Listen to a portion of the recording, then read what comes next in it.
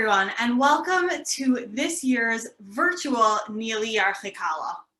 It was great already getting to, my name is Mrs. Emma Katz, and it was so nice already getting to see some of you at breakfast and source sheet pickup this morning. So thank you to everyone who came out. I'm really looking forward to 2 fantastic days of learning together.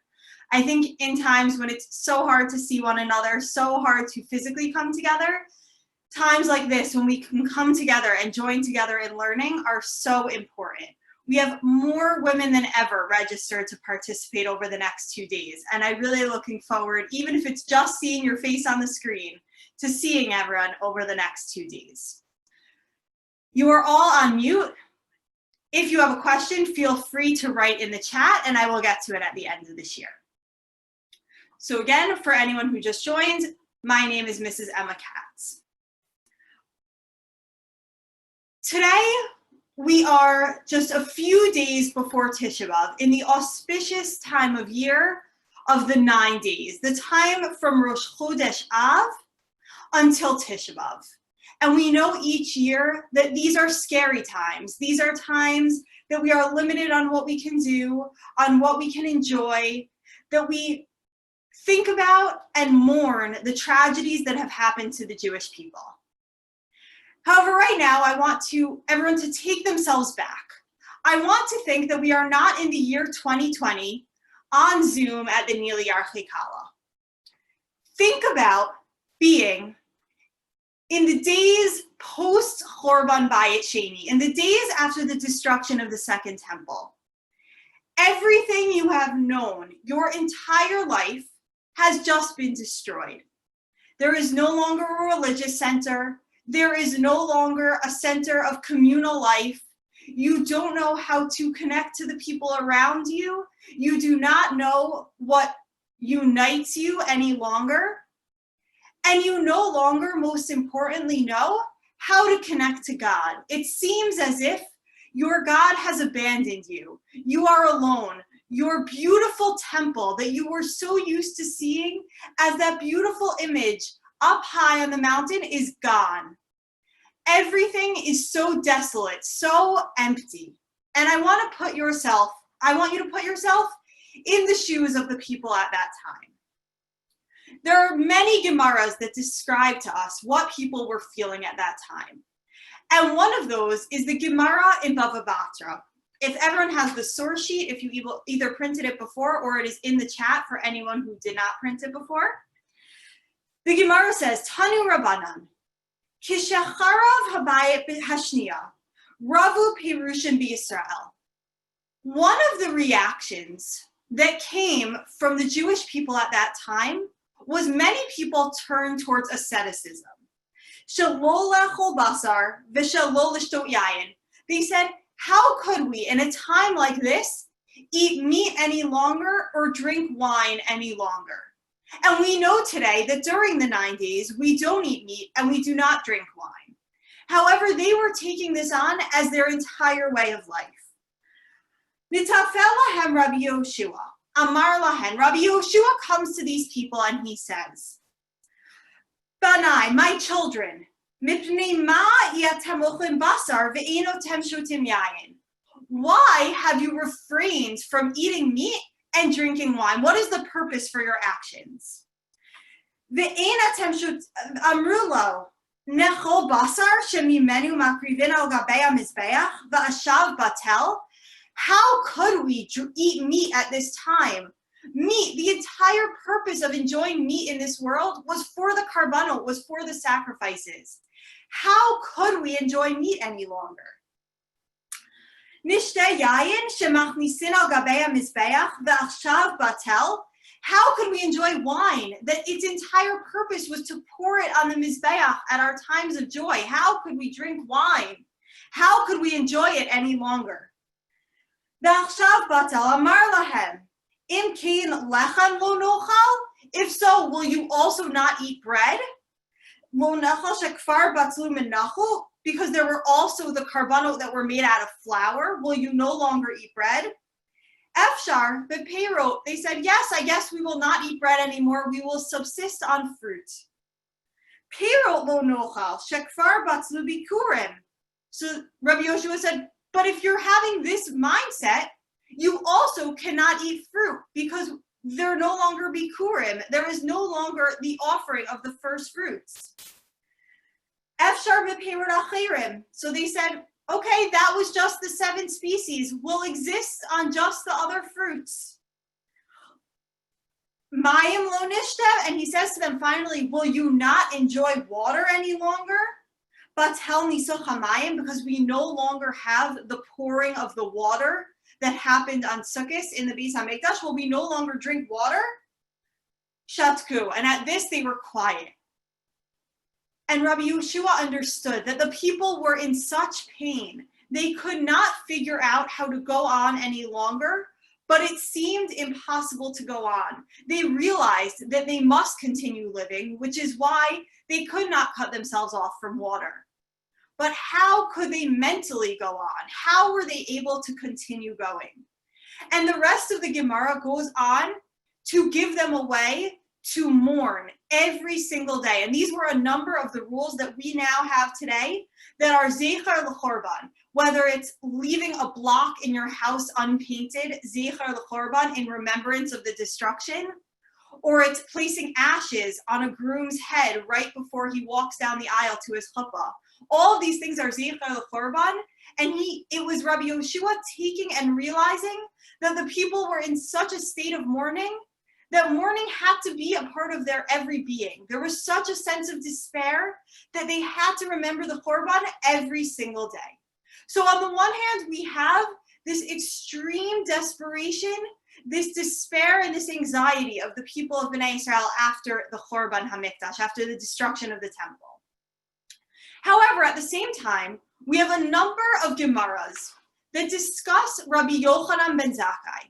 Rabbi Yochanan ben Zakkai was one of the leaders at the time, and he, after the destruction of the temple, reestablished the Sanhedrin, the leading court in Yavne, and he was the one who took our worship of God from sacrifice to prayer. He established that transition, and most of the transition to Rabbinic Judaism is based in the takanot, in the ordinances that were instated by Rabbi Yochanan ben Zakkai. And the Gemara discusses a number of specific ordinances.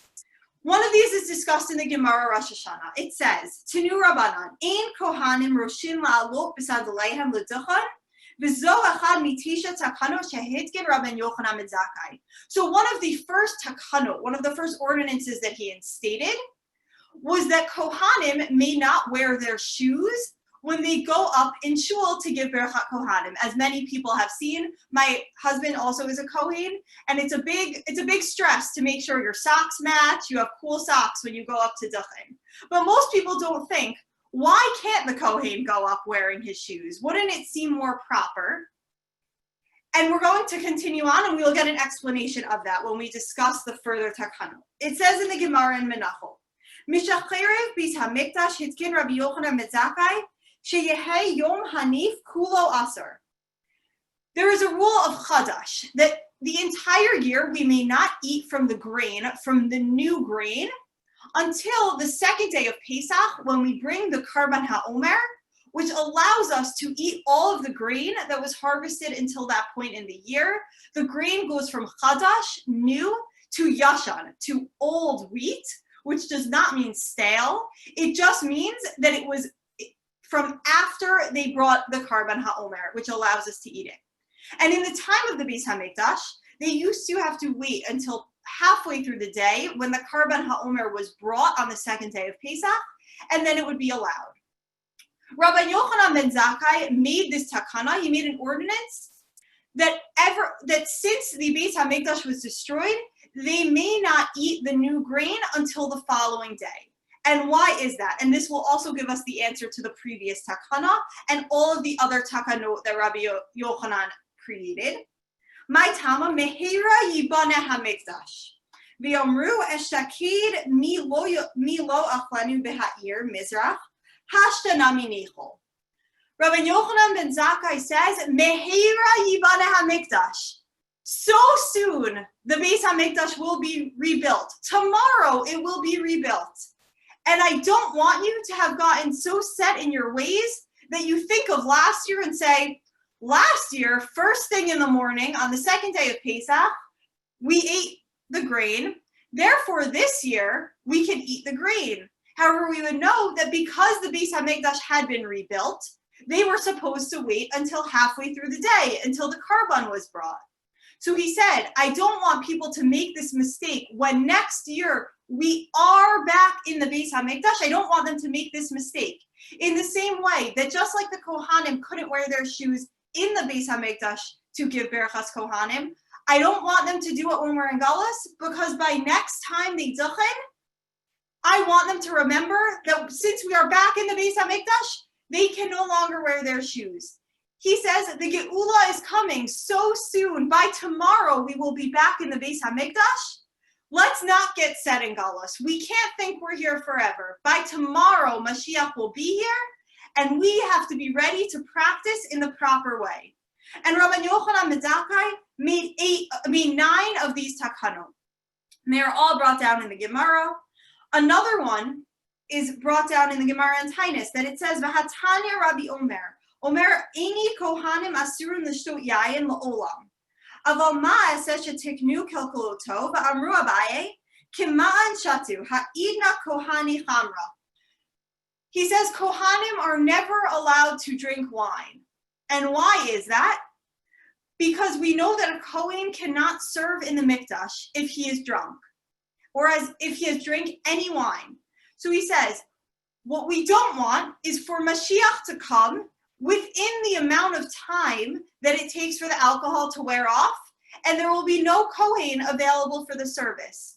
A question is asked later on in the Gemara that says, what about cutting their hair? It's a rule Kohanim must always have their hair cut in order so that they are be able to be presentable and orderly to serve in the Mikdash. And he says, how come Kohanim don't need to get a haircut every single day? And he said, we would be able to wait the few minutes it would take to cut the Kohen's hair, but the Mikdash will be here so soon that we can't afford to wait that much time until the alcohol were to wear off. We need Kohanim ready to serve immediately. That was how soon Rabbi Yochanan ben Zakkai felt that the Mikdash was coming. So with having understood these 2 Gemaras, I would like to ask the question, how is it humanly possible to be in a place of such despair, such mourning, such grief, and right away be in the place of Rabbi Yochanan ben Zakkai and say, Mehera yiban ha-mikdash. The Mikdash is going to be rebuilt tomorrow. We have to be ready. We are going to the Mikdash tomorrow. We can't even wait for our wine to wear off. We're going to be there so soon. It doesn't seem realistic, even for the most optimistic of people. I would venture to say it is impossible to be living in such a terrible present and say, so soon it's going to be amazing. We're going to be there. We're going to be at our ultimate goal in mere moments. How can we understand both of these Gemaras? And just for everyone to think on a personal level, everyone has experienced times when they feel so down. They feel like things just aren't working out.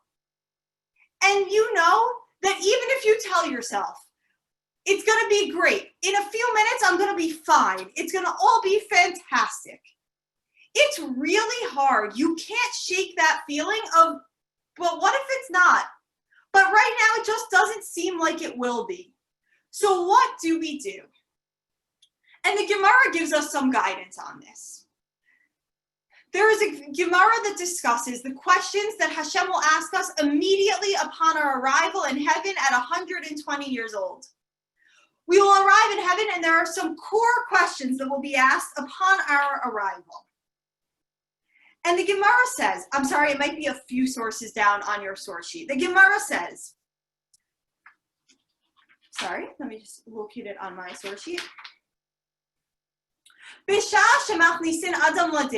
time when a person comes up for the ultimate judgment, Omrim lo, Nasata v'natata be'emuna. Did you deal with issues of emuna? Kavata itim laTorah. Did you set aside time for Torah learning? Asakta b'perya v'rivya. Were you engaged in procreation? Tzipisa liyeshua. Did you yearn? Were you mitzapeh for? I don't want to clearly define that right now, but were you mitzapeh for? Did you long for? Did you hope for? Did you yearn for the geula? Pelta b'chachma, did you deal with issues of wisdom? Havanta davar mitoch davar, did you infer things? Did you learn one thing out from another? And it goes on to discuss what will happen then. My question is, this seems to be the guidance of how are we meant to look towards the geula? We had that question. We said, are we really supposed to be like Rabbi Yochanan ben Zakkai, who was sitting in the moment, in the deep desperation of the post-Korban world and was able to say, it's gonna be okay, we're almost there, it's gonna be fine tomorrow. Are we supposed to be like that? And the Gemara gives us this guidance that after 120 years, you are meant to be able to answer, Tzipisa lYeshua. I yearned for salvation, I hoped for salvation, I looked towards the salvation. That's what we're meant to feel. But what does that mean? The Chafetz Chaim classically understood it in the Rabbi Yochanan ben Zakkai model. The Chafetz Chaim is famous, Rabbi Yisrael Meir Kagan, for his work on Lashon Hara, that he taught each of us to be aware of what we're saying, to work on our Shmiras HaLashon, to be careful about not speaking badly about other people. However, if you look in each and every one of the Chafetz Chaim's works, he discusses Mashiach. He was fixated on the coming of Mashiach. He was speaking to the people in pre-World War II Poland, saying, Mashiach's coming. It's dark right now, but Mashiach's coming. He wrote an entire work called Tzipisa lYeshua, telling everybody, not that we hope Mashiach is coming, not that we think Mashiach is coming. Mashiach is coming right now. The Chafetz Chaim was famous, people said, he was waiting at the door. He had his suitcase packed. He was standing at the entrance of his home, always waiting that in the next moment, Mashiach was going to be there. He truly and deeply believed that. It's like lahavdil, completely to separate. But just to give an analogy, he's that person that has prepared, he has researched everything leading up to Black Friday. He knows exactly what he wants. He is running for those deals, and he is going to be the first one at the door. He is not going to miss this opportunity. So too the Chafetz Chaim. He prepared. He opened yeshivot focused on learning about the Karbanot. He prepared his students. He wrote about it. He spoke about it and said, Mashiach is coming right now. We must be ready. We are going tomorrow. It's dark right now, but we are leaving. We are ready. And that's how the Chafetz Chaim viewed his life. So that is one approach. That's one translation of Tzipisa lYeshua. That did you want it so much that you felt it was a reality? It was coming tomorrow. It was incumbent on each person to pack and be ready for Mashiach.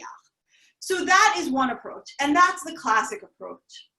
And while the Chafetz Chaim was a tremendous tzaddik, and that path has so much merit, but I think that for so many people, that is just too difficult.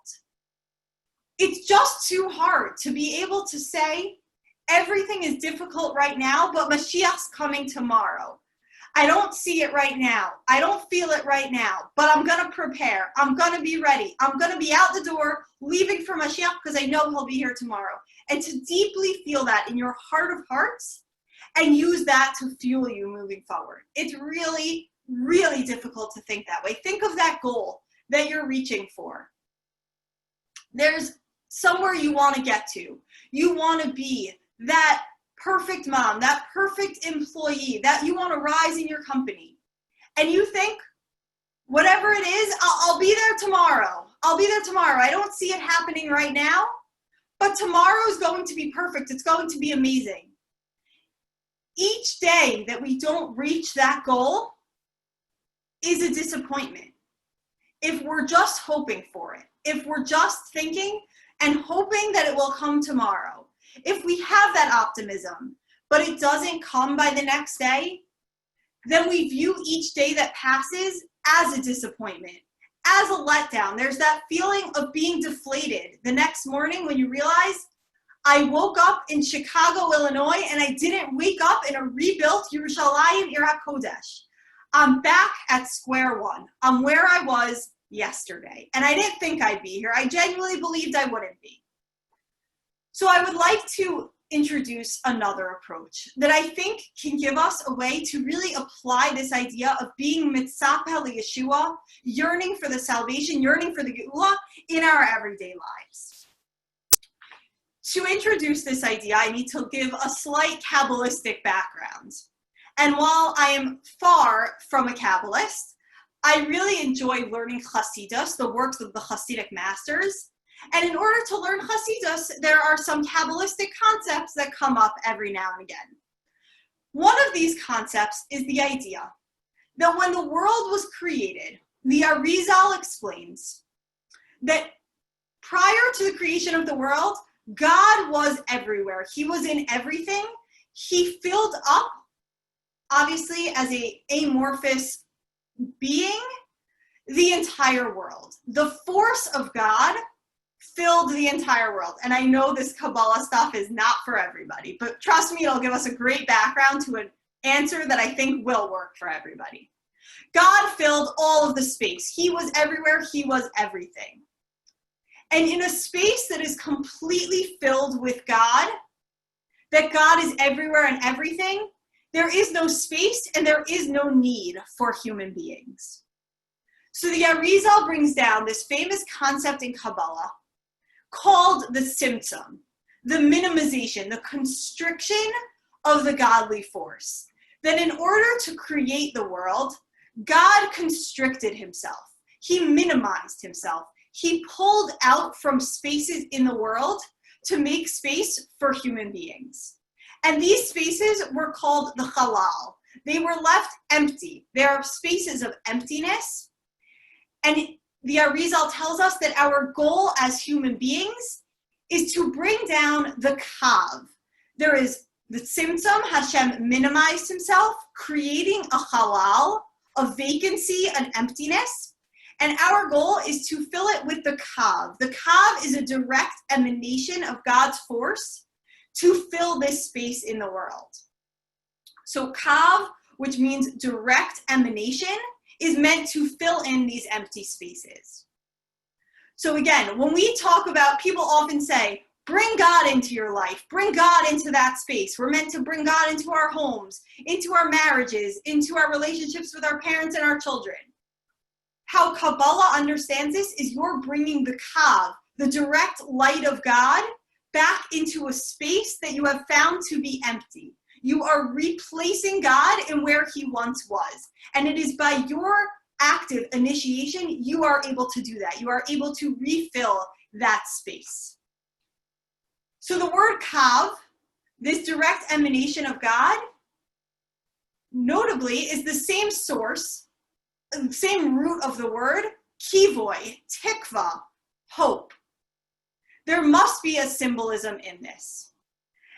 And Rav Yaakov Moshe Kallah, one of the students of Rav Kook, explains to us why that is. Why is Kav, this word for the direct emanation of God's light into the world, of our ability to bring God into the world, why is that the same as the Hebrew word for hope? What do we learn from this? And Rav Yaakov Moshe Kallah says, Erka shel hatzipiya liyeshua hu yoter elyon me'ha'erech shel giloi ha'yeshua atzma. He goes back to our Gemara of tzipisa liyeshua and translates it to understand this concept. And he says, the tzipia liyeshua, the yearning for salvation, is greater than what we will achieve in the future. It's not just about focusing on something that will come. Shekin hayeshua hi bilti sofi v'le'olam lo yagiu el hakatzeh. Because the ultimate geula is so grand, is so great, it seems so far off, it seems unattainable. Ulam hatzipia liyeshua kolelet akol ha'or ha'in sofi shel Yeshua. He says, what is the geula? The geula is the yearning for geula. What is the ultimate geula? The ultimate geula is the tzipia liyeshua. And with this, I want to ascribe a translation that we'll use from this point forth. Based on the explanation of Rav Yaakov Moshe Kallah, the tzipia liyeshua, yearning for salvation, is not hoping for salvation. It's not being optimistic towards the idea of a salvation. It's aspiring towards a salvation. That what he is teaching us is that we are meant to live a life not focused on the future, not thinking about what could be. We are meant to live a life of elevating the present to reach that future. What does that mean? It means, as he continues on and says, it's not only about the future, the tzipia liyeshua, that aspiration for the geula is something that's in the present. It's about elevating the process. It's about bringing the geula into each and every moment today. It's about elevating our present space, opening up our present space for that goal of the geula. Rabbi Joey Rosenfeld, who is a psychologist in St. Louis, who spends his life dedicated to meshing the ideas of Rabbi Nachman with ideas of modern day psychology. Very interesting if anyone would like to check it out. He understands this concept of hope based on many of the thinkers of our past generations, that hope is creating a present that is open to the future that you are hoping for. It's aspiring for a future. Hope is active. It's doing something to elevate today so that you reach your goal. And now, how do we understand all of our questions leading up to this in this light? First, to illustrate this point, he says that everything we are meant to do today should bring us to that goal, because that takes away the disappointment of tomorrow. If we wake up tomorrow and we did nothing today, besides for hope that Mashiach will be here tomorrow, besides for think that Mashiach will be here tomorrow, then if Mashiach's not here tomorrow, we're greatly disappointed. But if we today work towards and take an active role in bringing that goal of Geula into our present, we realize that part of achieving the Geula tomorrow is us doing something today. Then even if the final Geula is not there tomorrow, we have changed today. We have elevated today. We have been Makadish. We have sanctified today so that tomorrow can be a better day, even if we're not at our ultimate goal. The Kedushas Levi, Rav Levi Yitzchak of Berditchev, brings the example of childbirth, which the days before Mashiach are compared to. The days before Mashiach are called Chevlei Mashiach, the birth pangs of Mashiach. And this was not just the choosing of a time of pain before a great and amazing time. He says any doctor that walks into a delivery room is not alarmed when a woman is in pain, is not troubled by the fact that a woman is in pain, and doesn't assure her by saying, don't worry, after this pain is over, we'll have something amazing. You will have your baby in your hands. Rather, the doctor says, you have to embrace every contraction. As they say, and no woman wants to hear it while you're in it, breathe into the contraction. Use that contraction to further you to your goal. Realize that with every burst of pain, you are one step closer to your goal. It's not that this pain is something bad and then will come something good. It's that each burst of pain is bringing you closer to the good. So if you think about it in that context, there is a little bit of good in that ultimate goal in every burst of pain. So too with the history of the Jewish people. That the Jewish people, it's not that so many terrible things have happened along the way. And then ultimately, we're just going to get up, brush ourselves off, and say, tomorrow it'll be great. Tomorrow it'll be amazing. Tomorrow it will all be fixed when Mashiach comes tomorrow. It's not about tomorrow. It's about realizing that in every burst of pain that we have experienced along the hard, tedious path leading to Mashiach, there has been a small taste of the Geula. That each of these pieces Not that we asked for any of them, not that we wanted any of them, not that we understand why any of them happened. But with each of these, if we are able to bring the Geula, change our mindset, bring it into our past, we are able to say that with every challenge that we encounter, we are one step closer to the Geula. Someone who epitomized this worldview was Rabbi Akiva. Rabbi Akiva, it is told, was the eternal optimist. He was the one who began learning Torah at age 40 and believed he could reach high heights, and so he did. He was one of the most renowned scholars in our history, and he started learning the alphabet at age 40, and nobody was so encouraging besides for his wife. Rabbi Akiva was able to look at the world and see good in it. He saw a rock that had been worn away by drops of water, and he saw potential there. He even, as he was being killed by the Romans in such a brutal and cruel way, he saw an opportunity for a mitzvah. And Rabbi Akiva, it is said in the Gemara in Masechet Makot, Shuv pam echad hayu olin liYerushalayim, kivad shehagiu laharatzofim karu b'gdeihem. Rabbi Akiva and a group of the other leaders at that time were walking through the ruins after the destruction of the temple. And when they saw the ruins, they tore their clothes.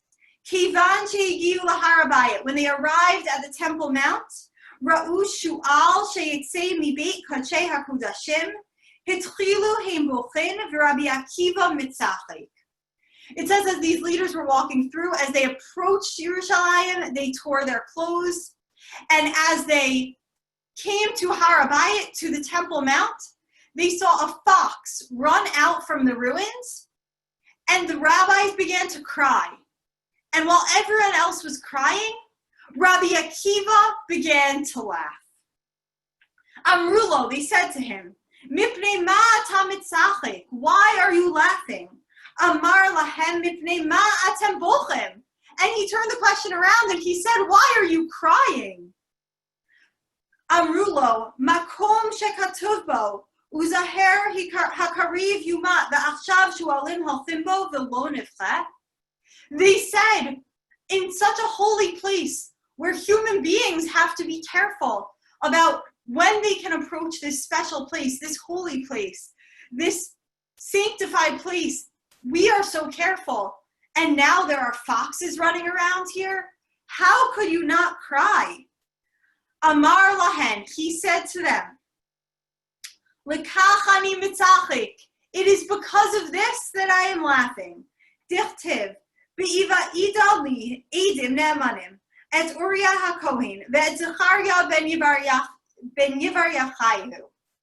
He says, I have two witnesses that support my position. He says, I have Uriah HaKohen and I have Zechariah. Two Nevi'im. Uriah itzel Zechariah. What's the connection between the two? Uriah b'mikdash rishon v'Zechariah b'mikdash sheni. Uriah has devoted about the first mikdash and Zechariah about the second. Ella, tzla ha'chatum nevuato shel Zechariah b'nevuato shel Uriah. He says, but there's a deeper connection. In the nevuot of Zechariah, there is a contingency upon the nevuot of Uriah.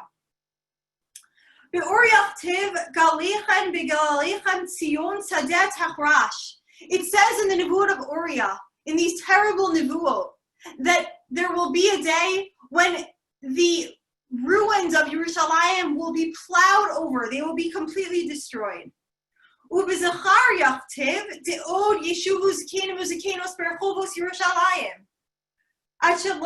he says, and the beautiful nevuot of Zechariah, which are plastered all over the old city, that say, there will be a day when the Zikanim Uzikanos, the elders of Yerushalayim, will be sitting and watching the young children of Yerushalayim playing in the streets. And there is a square in Yerushalayim where this is printed on the wall in a place where the elderly often sit and watch as school children play in their yard outside of their school. And Rabbi Akiva says, until I saw that today the nevuot of Uriah were fulfilled, I feared that we would never reach the point of Zechariah's nevuot being fulfilled. Achshav, shenitkaima nevuato shel Uriah. Now that I see that the nevuot of Uriah have been fulfilled, biyadua shenevuato zel Zechariah mekayemet. I know that because we have the nevuot of Uriah in our day today, and we will also have those nevuot of Zechariah. Because the nevuot of Zechariah are our ultimate goal. But the nevuah of Uriah is a step along that path. It assures us that if we are able to laugh like Rabbi Akiva, because we see the nevuot of Zechariah in the nevuot of Uriah today, that's when we'll be successful. That's when we'll be able to reach the nevuot of Zechariah. When we don't say, oh, terrible things happen, I believe good things will happen as well. Rather, we see the intricate connection that only because the nevuot of Uriah are happening today, will the nevuot of Zechariah happen as well. Only because there are challenges will we be able to aspire to our ultimate goal. Only because we take an active role of seeking out where that halal is, where that emptiness is today, finding those places and bringing the kav, bringing that direct emanation of God, bringing that kivoy, that hope into our present, only then can we be successful. Can we move forward? Can we bring the geula into our today?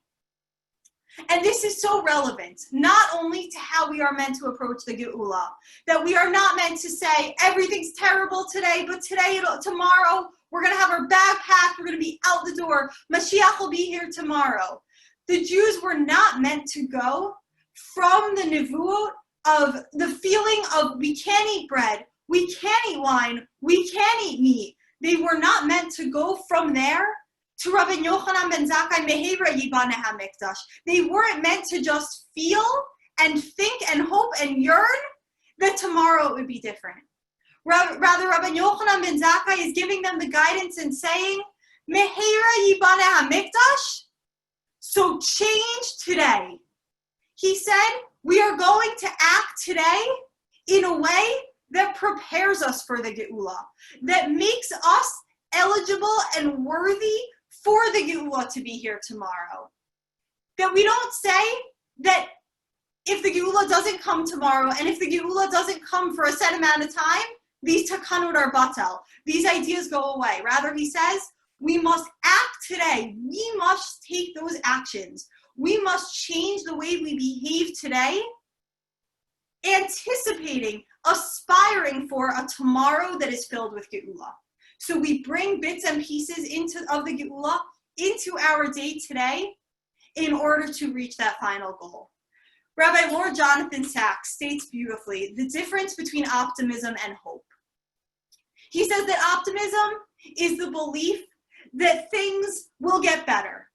And he says as Jews, it is extremely difficult to be optimistic because we have not seen things get better.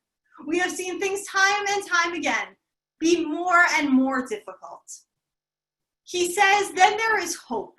Hope is the belief that things can get better. That's one step further.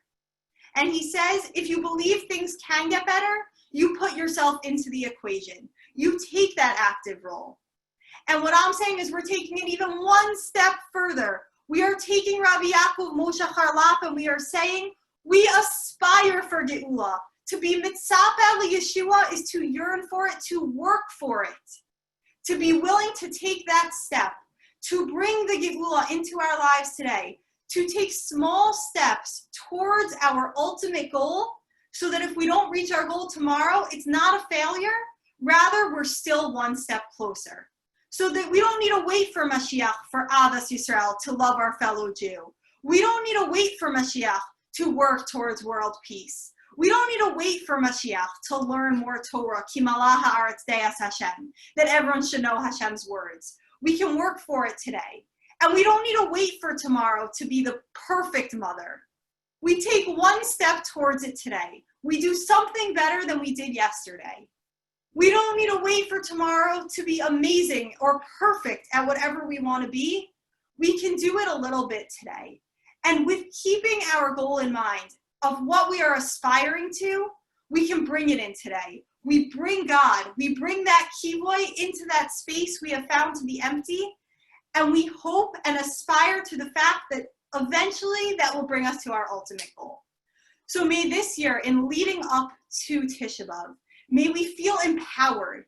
May we feel that we have a role in bringing that ultimate geula, that we are able to do something today that will bring us one step closer. We have the kivoy, we have the hope, we have the tzipiyah, that aspiration that will eventually bring us to our ultimate goal. So may we be zocha to see this in our everyday lives. Thank you for joining me today. And now you return to the website that you joined, this Zoom link, to choose your next session. Thank you so much for joining the NILI Yarchei Kallah. It was a pleasure learning together with you this morning, and I look forward to learning more with you in the future. Have a great rest of the day. Enjoy all of your learning.